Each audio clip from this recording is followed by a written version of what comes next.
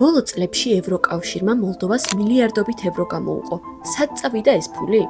მაია სანდუს პრეზიდენტად არჩევის შემდეგ ევროკავშირმა მოლდოვის მხარდაჭერა უპრეცედენტო დონეზე აიყვანა. დახმარება არ არის მხოლოდ პოლიტიკური, ის უკვე ყოველდღიურ ცხოვრებაშიც ჩანს. და აი რას გულისხმობს ეს დახმარება.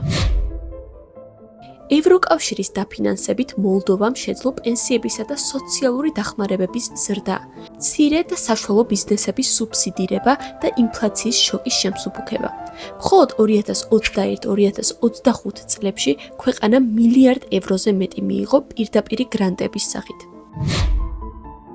ევროკავშირის დახმარებით მოლდოვა გათავისუფლდა რუსულ ენერგოდამოკიდებულებაზე.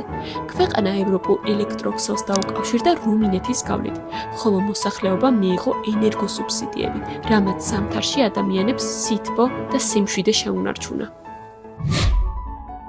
ევროპული ფონდებით შენდება ახალი რეგიონული საავადმყოფოები, რეაბილიტაციას გადის გზები და რკინიგზა. ეს ნიშნავს უკეთეს სამედიცინო მომსახურებას და სწრაფ კავშირს ევროპულ ბაზრებთან.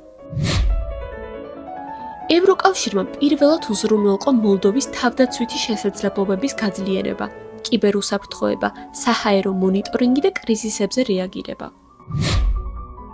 კანდიდატის სტატუსი, გაწევრიანების მოლაპარაკებები, უფასო როუმინგი.